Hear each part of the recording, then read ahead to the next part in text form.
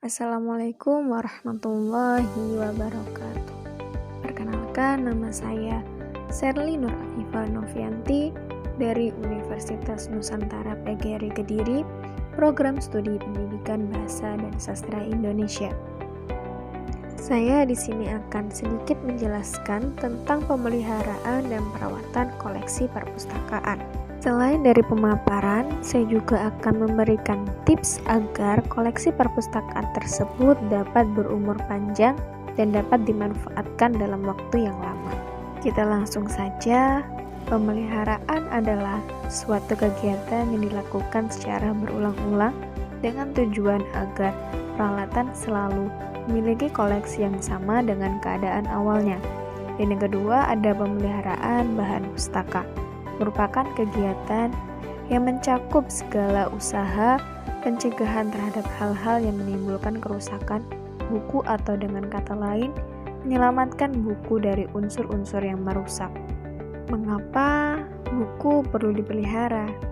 Ya, untuk menjaga keselamatan buku-buku dan bahan lain dari kerusakan, sehingga koleksi perpustakaan tersebut dapat berumur panjang dan dapat dimanfaatkan dalam waktu yang lama. Fungsi dari pemeliharaan koleksi perpustakaan. Yang pertama, fungsi melindungi. Melindungi artinya menjaga dan bahan pustaka dari kemungkinan kerusakan secara alami maupun faktor manusia.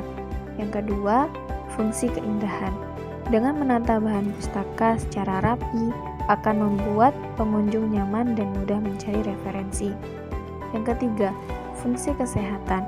Fungsi kesehatan berarti bahan pustaka tidak menjadi sarana penularan penyakit. Yang keempat, ada fungsi administrasi, mencatat bahan pustaka, pembukuan bahan pustaka. Dan yang kelima, ada fungsi sosial. Fungsi sosial artinya pemeliharaan dan perawatan bahan pustaka melibatkan semua orang. Adapun tujuan dari pemeliharaan bahan pustaka yaitu mencegah kerusakan bahan pustaka, melindungi bahan pustaka, dan memperbaiki bahan pustaka. Selanjutnya, manfaat pemeliharaan perpustakaan. Yang pertama, memelihara bahan pustaka yang ada di perpustakaan. Yang kedua, pengelolaan percakapan perpustakaan. Yang ketiga, melindungi bahan pustaka dari hal-hal yang dapat merusak. Yang keempat, memperbaiki buku-buku bahan pustaka.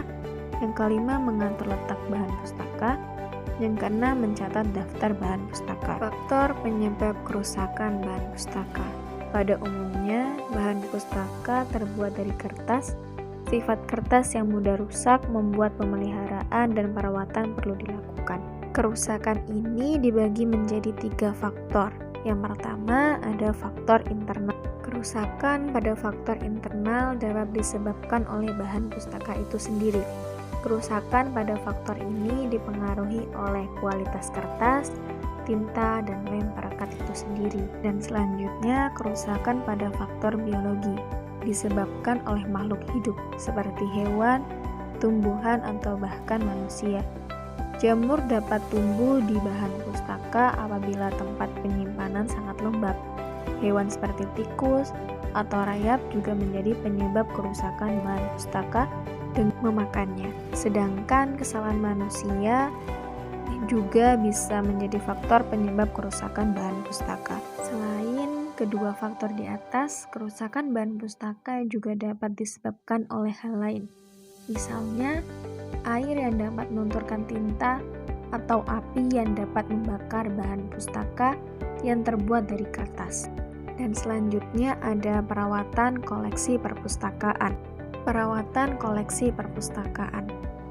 Perawatan koleksi perpustakaan dapat dilakukan dengan cara mencegah kerusakan bahan pustaka serta memperbaiki bahan pustaka yang sudah rusak. Mencegah kerusakan bahan pustaka, yaitu dengan cara memberi sampul serta menempatkan bahan pustaka di tempat tinggi dan steril. Selain itu, menyimpan bahan pustaka di tempat yang jauh dari jangkauan hewan serta memiliki sirkulasi udara yang baik. Yang selanjutnya ada memperbaiki bahan pustaka. Bahan pustaka yang telah rusak dapat diperbaiki dengan cara menyalin ulang isi dari bahan pustaka jika bahan dasar tersebut telah rusak dan merekatkan ulang bahan pustaka yang sobek atau terlepas. Itu tadi penjelasan tentang pemeliharaan dan perawatan koleksi perpustakaan. Dan yang selanjutnya, saya akan memberikan tips dalam pemeliharaan dan perawatan koleksi perpustakaan.